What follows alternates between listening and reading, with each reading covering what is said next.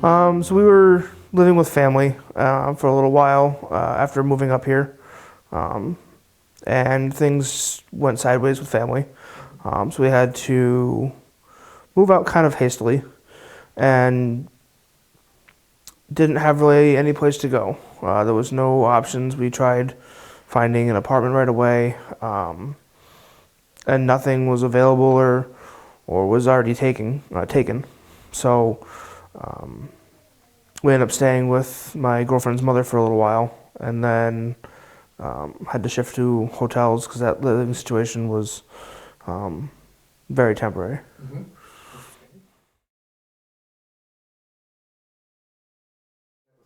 So it was very difficult for me because as a 9-year-old child, you go through a lot as a 9-year-old child, especially living with a 3, 4, maybe 5, 6-month-old and 2 parents that are always stressing out about everything. And when you, as me, would, like, as a child, would have a freak out and you're stuck in a 1-room hotel, you don't have a separate room to go to. So what did you do? What I did was there was only one separate room, which was the bathroom, which is where I ended up going. So I ended up going to the bathroom when I was freaking out, and I sat in the bathtub with the curtain closed. It was really difficult for me because you can't get 5 minutes to yourself in the bathroom because it's the bathroom. Yeah. It's a public place, and when there's nowhere else to go, you have to deal with it. And sometimes it's hard to deal with it. Sure. If I could fit under the bed, then maybe I'd go under the bed, but I didn't fit. It's extremely overwhelming to have a newborn and a daughter with special needs in one room for 3 weeks.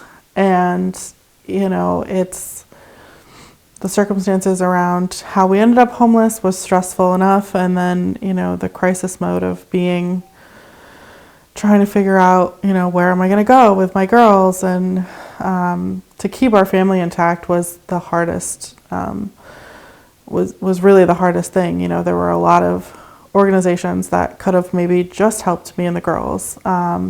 And, you know, we weren't willing to separate our family to make that happen. And, you know, I got all this mom guilt about Maybelle's development and I talked to the pediatrician about it too, I'm like, she's not getting any floor time. Like, we're living in a hotel. I can't put her on the floor. There's nowhere for her to go. You know, and so it was extremely overwhelming to be like, is she getting what she needs developmentally? And then is Remy getting what she needs emotionally? Because she has pre-existing, you know, emotional and developmental needs of her own. And it was extremely overwhelming. Oh, it definitely added a whole new layer of stress to the family and to each of us individually.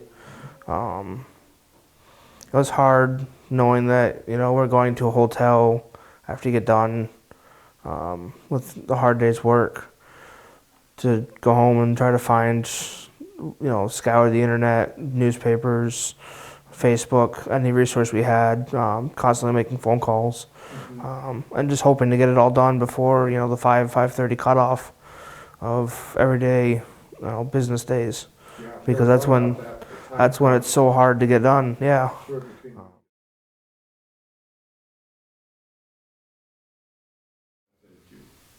It gave us a stable place to be with our girls. You know, A little bit of peace. Yeah. Yeah.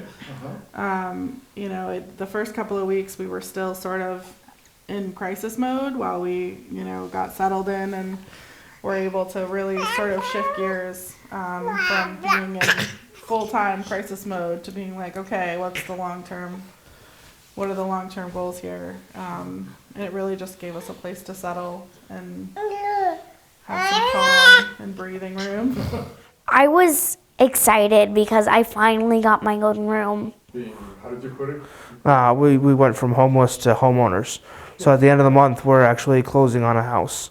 So Rutland's Promise, where our goal was to find an apartment to live in, and we overshot our goal, and we're buying a house. So we wouldn't be able to do that without Rutland's Promise. So That's a certain. Hi, welcome to Rutland's Promise. Come on in.